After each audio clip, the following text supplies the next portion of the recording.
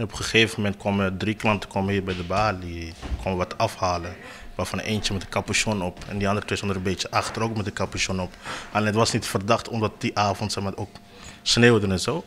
En toen even later komen de 2 binnen.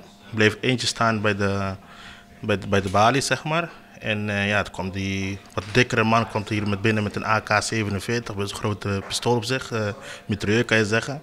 En die begon op ons allemaal te richten. Michael Pina kan het hem nog herinneren als de dag van Juster. En wie erbij doet. De koffieshop, Dik Rayat, hoe vallen waard. Alhoewel het Jeppe indruk maken heeft en de dier dus nog heel die net pakt binnen, is ze bleed, maar de ouderin van het drama. Je kan echt geen betere scenario hebben dan dat is gebeurd die dag. Want iedereen is rustig weggegaan, ze hebben hun ding gepakt wat hun wilden pakken. En iedereen is gewoon lekker weggegaan, niks gebeurd, niemand gewond geraakt. Dat is echt het beste wat je kan hebben. Maar onder oren deze camera waar een beelden maken van de wapenoerval. Duidelijk is te zien hoe een van de oervallers een zwier wapen in de hand heeft. De beelden wien er al een skoft, maar Michael uit uit waarom ze juist nu online zetten binnen.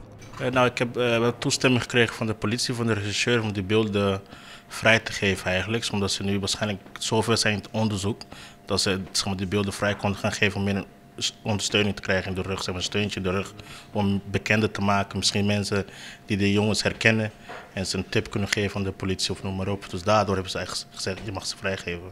De politie spreekt die woorden likwoes chin. Even haar kunnen de beelden beter via de politie naar boeten gebracht worden en net op eigen hout zien.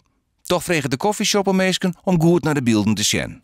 Dus een beetje kijken naar de kleding, de manier hoe ze lopen, de manier hoe ze doen, wat voor kleding ze dragen. Ja, daar moet je echt meer op letten. De manieren van bewegen. Hiermee hebben jullie wel meer hoop, denk ik, hè? Door de beelden nu die online zijn gekomen. Ja, zeker. Met deze hebben we zeker meer hoop. Ja, aangezien heel veel mensen aan het bekijken zijn en zo.